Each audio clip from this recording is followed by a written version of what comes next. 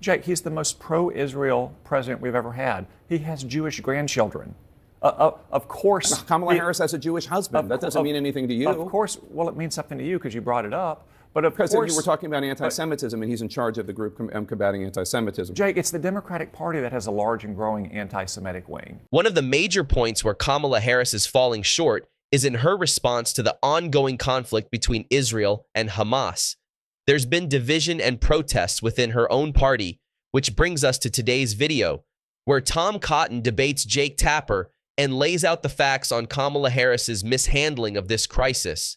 We'll begin by taking a look at what Kamala Harris herself had to say about the Israel-Hamas war. Check it out. Vice President, just to follow up really quickly, is there a specific policy change that you, as President of the United States, would say you would do that would help this along? Because you've gotten a lot of credit for emphasizing the humanity of Palestinians, but what I often hear from folks is that there's no policy change that either you or President Biden have gone and said they would do. Is there a specific policy change as president that you would do in our helping of Israel? We need to get this deal done, and we need to get it done immediately, and that is my position, and that is my policy. We need to get this deal done. But in the way that we send weapons, in the way that we interact as their ally, are there specific policy changes? Well, Eugene, for example, one of the things that we have done that I am entirely supportive of is the pause that we've put on the 2,000-pound bombs. And so there is some leverage that we have had and used.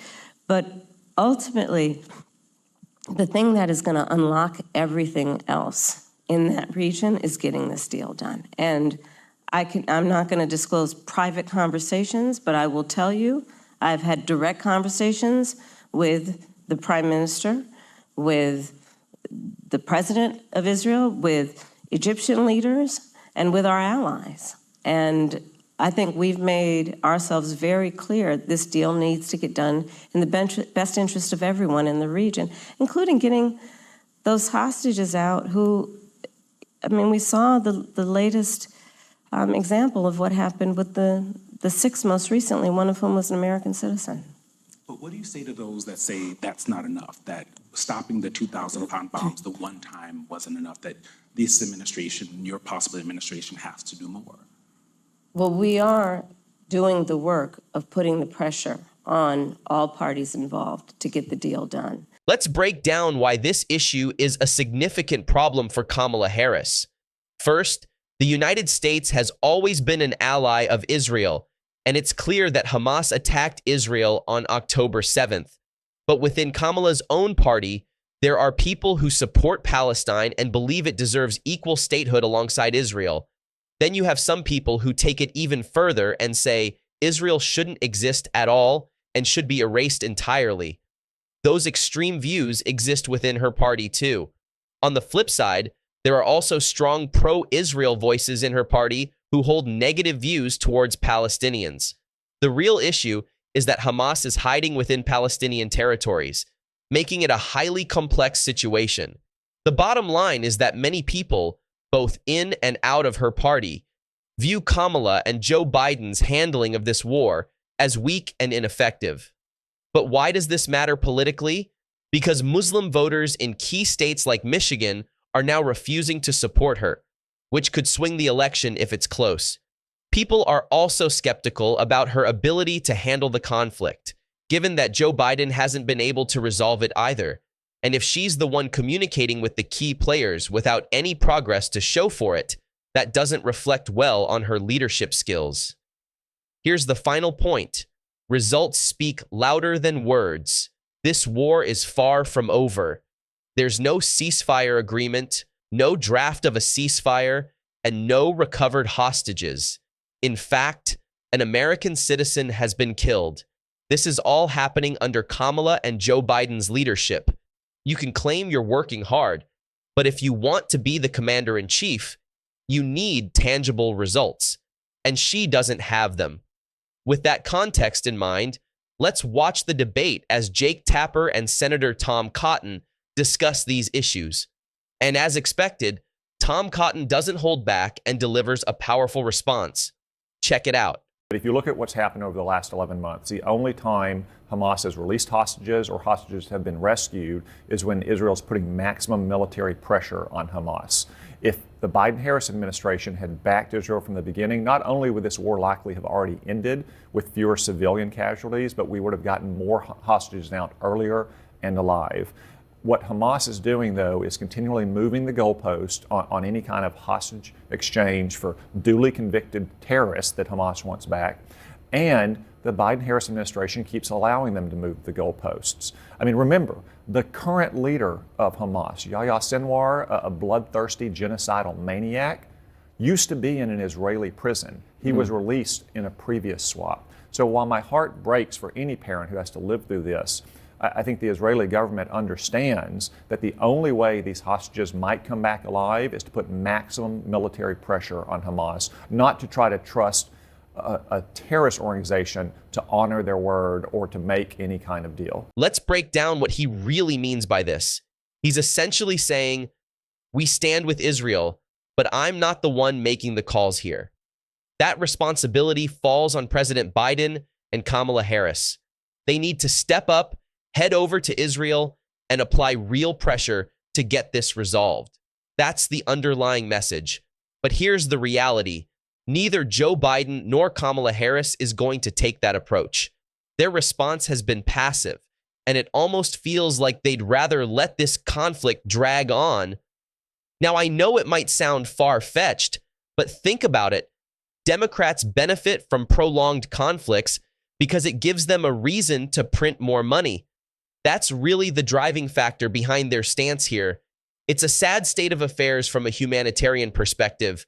Nobody wants to wake up to news of more devastation in Israel or Ukraine every day. If you're the commander-in-chief, your job is to find a solution as quickly as possible. But simply talking about it isn't enough. Your actions need to reflect your words. And that's exactly where Kamala's leadership falls short right now, as Senator Tom Cotton is about to illustrate in the upcoming segment. Let's turn to the 2024 election, because at an event earlier this week, ostensibly about combating anti-Semitism, former President Trump suggested that if he loses, it will be the fault of Jewish voters. Take a listen.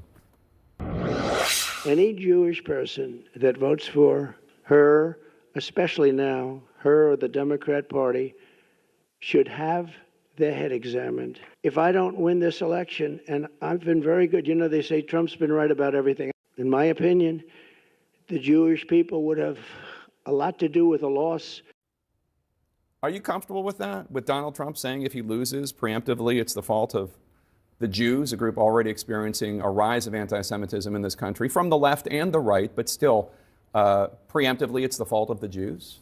Well, Jake, Donald Trump has been saying things like this for at least 11 months since the October 7th attacks. I think the only reason the Democrats latched onto it this week is they see the polling that reflects Donald Trump winning record high amounts of Jewish voters for Republicans.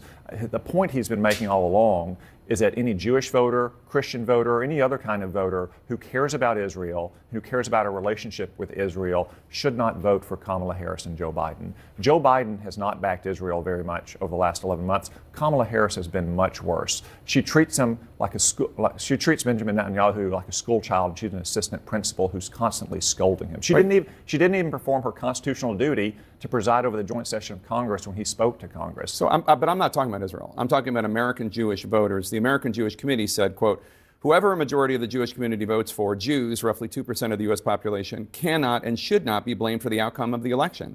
Setting up anyone to say we lost because of the Jews is outrageous and dangerous. Thousands of years of history have shown that scapegoating Jews can lead to anti-Semitic hate and violence. That's the nonpartisan American Jewish Committee. I've never heard you say anything like that. If we lose, it will be the fault of the Jews. But Jake, Donald Trump, again, has been saying for months that anyone who cares about Israel, anyone who cares about the fate of the U.S.-Israel alliance should vote for him. They shouldn't vote for Kamala Harris, because Kamala Harris has consistently been the most anti-Israel voice in this administration. You keep talking about Israel. I'm talking about Jewish voters who vote for any number of reasons on any number of issues. And he was at an event talking about combating anti-Semitism here and around the world. When was the last time Kamala Harris spoke at an event about combating anti-Semitism? Her husband is Jewish and is in charge of a group about combating anti-Semitism in the United States.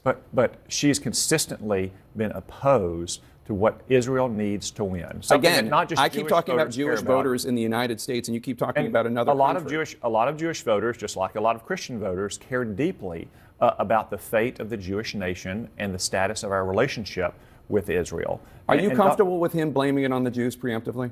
The point he is making is that anyone that cares about that relationship shouldn't vote for Kamala Harris. They should vote for him. And again, he's been saying things like this, not just at anti-Semitism events, but speaking to Christians who care about Israel as well for months. The only reason the Democrats have latched onto it as now is that polls show he's winning a record number of Jewish voters. This is the first time he has ever said, if I lose, it will be the fault of Jews. This is, believe me, I happen to have a pretty good ear for when people say things like this, and that's the first time he's ever said that.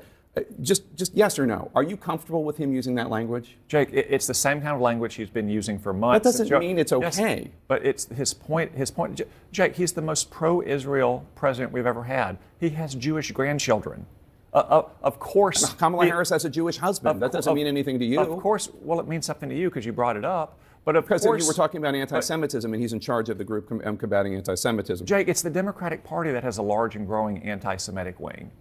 That's the party where anti-Semitism has festered now for years. Let me just say, as somebody who has been at the receiving end of anti-Semitism from the left and the right, there's a lot of it out there. It's from the left and the right. All those college encampments at Columbia and elsewhere, do you think those are conservative students? Of course not. They're radical left-wing students. There are two key takeaways from this exchange between Senator Tom Cotton and Jake Tapper.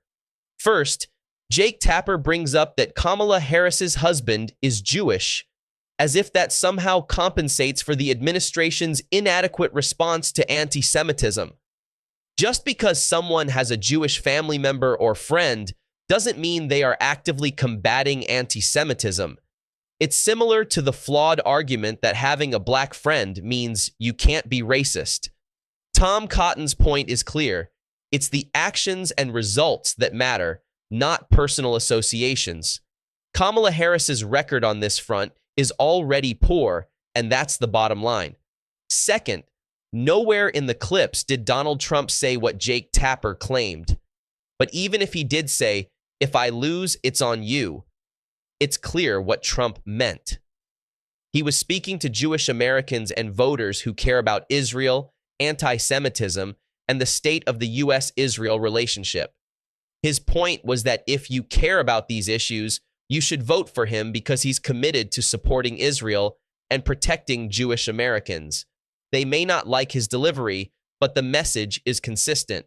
That's why Tom Cotton had to clarify Trump's stance. Now let's wrap up the key points here.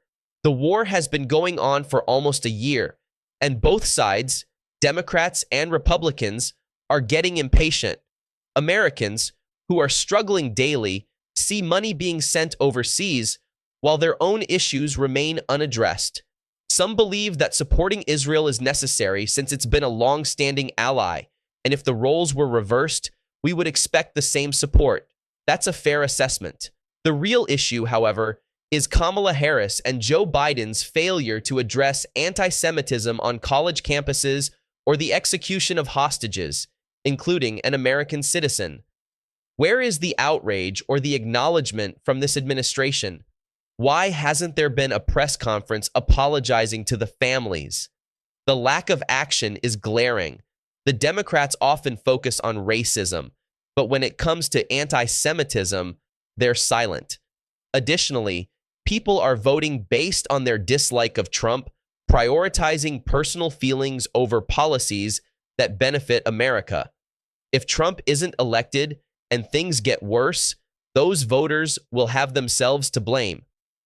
It's similar to California's situation with Gavin Newsom.